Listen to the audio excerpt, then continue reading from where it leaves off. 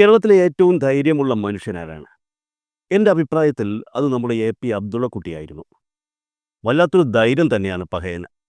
സി.പി.എമ്മിൽ നിന്ന് കോൺഗ്രസിലേക്ക് പോയി. അതിന് വലിയ ധൈര്യം വേണോ? വേണ്ട.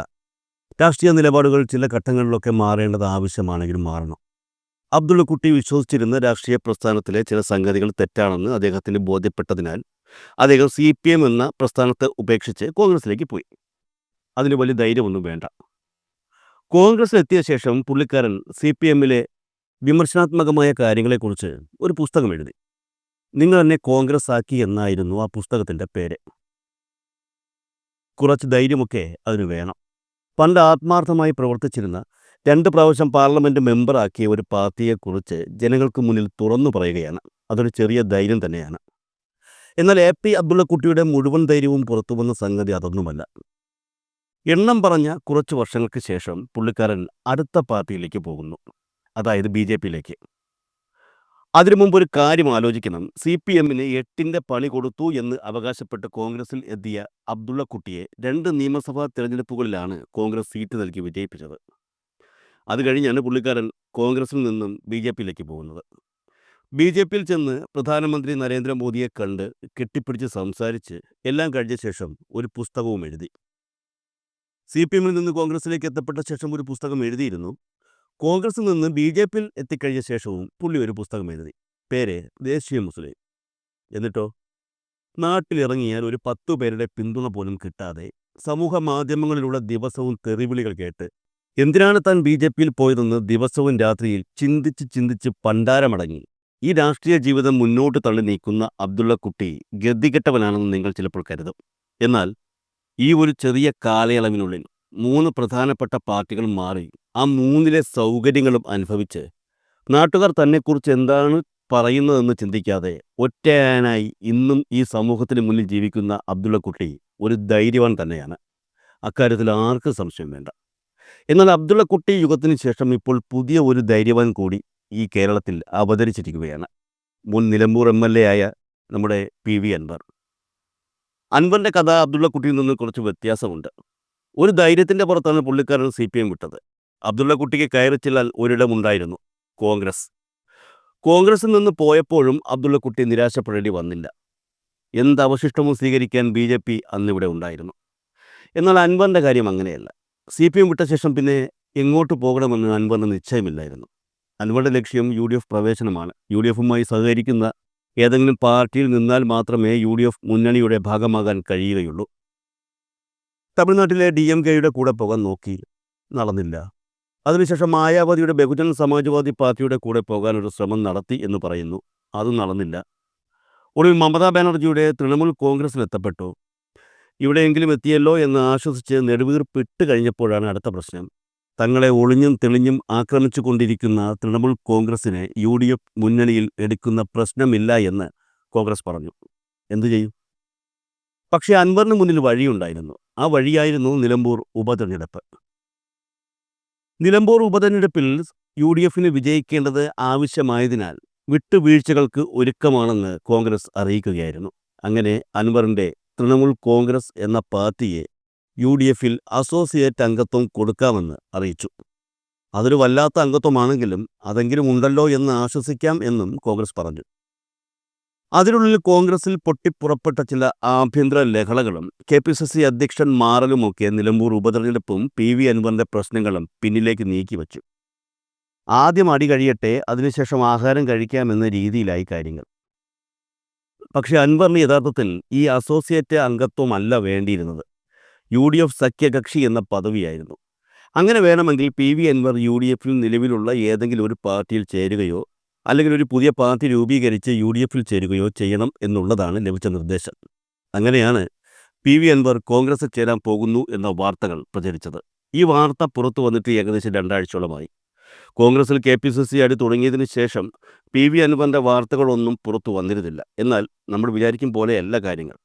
നിലമ്പൂർ മേഖലയിലെ വാട്സപ്പ് കൂട്ടായ്മകൾ ഉൾപ്പെടെയുള്ള സമൂഹ മാധ്യമങ്ങൾ ശ്രദ്ധിച്ചാൽ അറിയാം, പി.വി. അൻവർ പുതിയൊരു നീക്കത്തിലാണ്, തന്ത്രപ്രധാനമായ നീക്കത്തിൽ. അതായത് പി.വി. അൻവർ ഒടുവിൽ മുസ്ലിം ലീഗിലേക്ക് പോവുകയാണ്. ഇതൊരു ഊഹമോ ഗണിച്ചു പറയലോ ഒന്നുമല്ല, വ്യക്തമായ സൂചനകൾ പുറത്തു വന്നു കഴിഞ്ഞു. എന്തായാലും പുറത്തു വന്ന ഈ സൂചനകൾ അനുസരിച്ച് നിലമ്പൂർ ഉപതെരഞ്ഞെടുപ്പ് നടക്കുകയാണെങ്കിൽ ആ സമയത്ത് പി.വി. അൻവർ യു.ഡി.എഫ് മുന്നണിയിൽ ഉണ്ടാകും. അത് തൃണമൂൽ കോൺഗ്രസ് അംഗമായോ CMP അംഗമായോ ഒന്നുമായിരിക്കില്ല, മുസ്ലിം ലീഗ് അംഗമായിട്ടായിരിക്കും. പുറത്തു വന്ന സൂചനകൾ അനുസരിച്ച് അൻവർ മുസ്ലിം ലീഗിൽ എത്തുമെന്നുള്ള കാര്യം ഉറപ്പായി കഴിഞ്ഞിരിക്കുകയാണ്. 2 ആഴ്ചയ്ക്കുള്ളിൽ കടന്നുപോയ 2 പരിപാടികളിൽ പി.വി. അൻവർ പങ്കെടുക്കുന്നതുമായി ബന്ധപ്പെട്ടുള്ള 2 പോസ്റ്ററുകളാണിത്. ഇതിലൊന്ന് മെയ് 5 മുതൽ 9 വരെ മുസ്ലിം ലീഗ് കൊടുവള്ളി മണ്ഡലത്തിൻ്റെ നേതൃത്വത്തിൽ നടത്തിയ ഗ്രീൻ മാർച്ചുമായി ബന്ധപ്പെട്ടുള്ളതാണ്. ഓമശ്ശേരിയിൽ ഈ മാർച്ചുമായി ബന്ധപ്പെട്ട് പി.വി. അൻവർ പ്രസംഗിക്കുന്നു എന്നാണ് പോസ്റ്ററിൽ പറയുന്നത്. സത്യത്തിൽ പി.വി. അൻവർ ഇപ്പോൾ ആരാണ്? ഭാവിയിൽ ആരാകുമെന്നുള്ള കാര്യമൊക്കെ വിട്ടേക്ക്. നിലവിൽ പി.വി. അൻവർ ആരാണ്? കൃത്യമായും പറയാൻ കഴിയും, പി.വി. അൻവർ കോൺഗ്രസിൻ്റെ കേരളത്തിലെ കോർഡിനേറ്ററാണ്. ആണല്ലോ. ഇനി ഈ പോസ്റ്റർ നിങ്ങളൊന്ന് സൂക്ഷിച്ചു നോക്കണം. നിങ്ങൾക്ക് എന്താണ് മനസ്സിലാകുന്നത്? ഓമശ്ശേരിയിൽ പി.വി. അൻവർ പ്രസംഗിക്കുന്നു. ഈ പി.വി. അൻവർ തൃണമൂൽ കോൺഗ്രസ് കോർഡിനേറ്റർ ആണെന്നുള്ള ഏതെങ്കിലും ഒരു സൂചന ഈ പോസ്റ്ററിൽ നിങ്ങൾക്ക് കാണാൻ കഴിയുന്നുണ്ടോ? തൃണമൂൽ കോൺഗ്രസ് എന്ന വാക്ക് ഈ പോസ്റ്ററിൽ നിങ്ങൾക്ക് എവിടെയെങ്കിലും കാണിച്ചു തരാൻ പറ്റുമോ? ഓമശ്ശേരിയിലെ മുസ്ലിം യൂത്ത് ലീഗ് ഇറക്കിയ പോസ്റ്ററാണിത്. പോസ്റ്ററിൽ മുസ്ലിം ലീഗിൻ്റെ കൊടിയുണ്ട്. അങ്ങനെ ലീഗുമായി ബന്ധപ്പെട്ട എല്ലാ കാര്യങ്ങളുമുണ്ട്. പി.വി. അൻവർ പ്രസംഗിക്കുന്നു എന്ന് പറയുന്നെങ്കിലും ഈ പി.വി. അൻവർ ആരാണെന്നോ എന്താണെന്നോ പോസ്റ്ററിൽ പറയുന്നില്ല. നമുക്ക് മനസ്സിലാക്കാൻ കഴിയുന്നത്, സാധാരണ ഒരു മുസ്ലിം ലീഗ് നേതാവ് മുസ്ലിം ലീഗിൻ്റെ പരിപാടിയിൽ പ്രസംഗിക്കാൻ എത്തുന്നതുമായി ബന്ധപ്പെട്ട് എങ്ങനെയാണോ ഒരു പോസ്റ്റർ തയ്യാറാക്കുന്നത്, ആ ഒരു രീതിയിൽ തന്നെയാണ് ഈ പോസ്റ്റർ തയ്യാറാക്കിയിരിക്കുന്നത് എന്ന് തന്നെയാണ്. ഇനി 2-ാം പോസ്റ്ററിലേക്ക് വരാം. വിരമിക്കൽ ആനുകൂല്യം പ്രഖ്യാപിക്കുക, ഓണറേറിയം വർദ്ധിപ്പിക്കുക എന്നീ ആവശ്യങ്ങൾ ഉന്നയിച്ചുകൊണ്ട് കേരള ആശാ ഹെൽത്ത് വർക്കേഴ്സ് അസോസിയേഷൻ്റെ നേതൃത്വത്തിൽ നടന്ന രാപ്പകൽ സമരയാത്രയ്ക്ക് കോഹിനൂരിൽ സ്വീകരണം നൽകുന്നതുമായി ബന്ധപ്പെട്ടുള്ള പോസ്റ്ററാണിത്.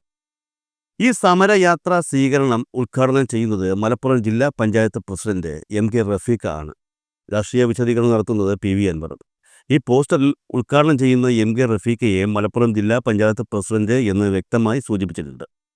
എന്നാൽ പി.വി. അൻവർ ആരാണെന്നുള്ളത് സംബന്ധിച്ച് യാതൊരു വിവരവുമില്ല. അതെന്താ, പി.വി. അൻവറിന് രാഷ്ട്രീയ പാർട്ടിയോ സംഘടനയോ ഒന്നുമില്ലേ? ഉണ്ടല്ലോ, അതാണല്ലോ തൃണമൂൽ കോൺഗ്രസ്. എന്തുകൊണ്ടാണ് പി.വി. അൻവറിൻ്റെ പേരിനൊപ്പം പാർട്ടിയുടെ പേരും ഇതിൽ വയ്ക്കാത്തത്? മലപ്പുറം കേന്ദ്രീകരിച്ച് നടത്തുന്ന 2 പരിപാടികളുടെ പോസ്റ്ററുകളാണ് ഇപ്പോൾ പുറത്തു വന്നിരിക്കുന്നത്. ഈ 2 പരിപാടികളിലും പി.വി. അൻവറിൻ്റെ ചിത്രം ഉൾപ്പെടുത്തിയിട്ടുമുണ്ട്. എന്നാൽ മുസ്ലിം ലീഗ് കൂടി ഉൾപ്പെട്ട ഇന്ത്യ മുന്നണിയിലെ പി.വി. അൻവറിൻ്റെ പാർട്ടിയായ തൃണമൂൽ കോൺഗ്രസിൻ്റെ പേര് ഉൾപ്പെടുത്തിയിട്ടില്ല. ഇനി മറ്റൊരു ചോദ്യം കൂടിയുണ്ട്. തൃണമൂൽ കോൺഗ്രസ് എന്ന പേര് ഉൾപ്പെടുത്താത്തത് കൊണ്ട് അൻവർ എന്തെങ്കിലും പരാതി പറഞ്ഞതായി അറിവുണ്ടോ? പാർട്ടിയുടെ പേര് ഉൾപ്പെടുത്താത്തത് കൊണ്ട് താൻ പങ്കെടുക്കില്ല എന്ന് അൻവർ പറഞ്ഞു എന്നുള്ള എന്തെങ്കിലും വാർത്തകൾ ആരെങ്കിലും കേട്ടിരുന്നോ? ഇതിൽ നിന്നും എന്താണ് മനസ്സിലാക്കേണ്ടത്? പി.വി. അൻവർ ഇപ്പോൾ താൻ നിൽക്കുന്ന പാർട്ടിയായ തൃണമൂൽ കോൺഗ്രസിനെ പൂർണ്ണമായും കൈവിട്ടു എന്ന് തന്നെയാണ് മനസ്സിലാക്കേണ്ടത്.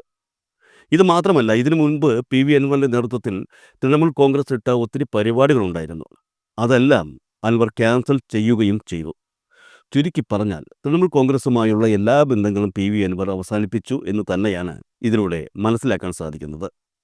തൃണമൂൽ കോൺഗ്രസിൽ നിന്നാൽ യു.ഡി.എഫ് മുന്നണിയിൽ കയറിപ്പറ്റാൻ കഴിയില്ല എന്ന തിരിച്ചറിവ് അൻവറിനുണ്ട്. അസോസിയേറ്റ് അംഗത്വം നൽകാമെന്ന് പറഞ്ഞത് നിലമ്പൂർ ഉപതെരഞ്ഞെടുപ്പിൻ്റെ പശ്ചാത്തലത്തിലാണ്.